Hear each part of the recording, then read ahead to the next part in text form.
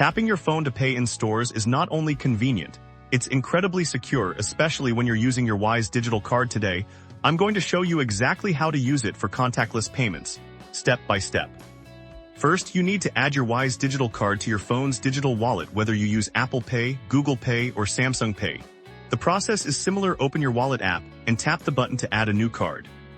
Now, open your Wise app and go to your card details. You'll need your card number, expiration date, and CVV code. Your wallet app will guide you through the verification process, which often involves a quick security code sent by Wise to confirm it's really you.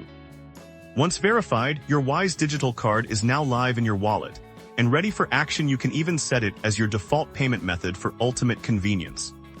At the store, when you're ready to pay, simply wake up your phone and hold it near the contactless payment terminal. You don't even need to open an app. Ensure your phone is unlocked or use your fingerprint or Face ID for authentication.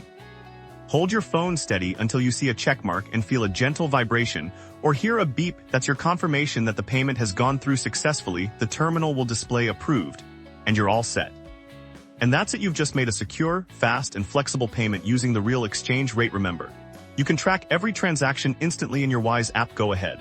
Enjoy the ease of paying with your Wise digital card.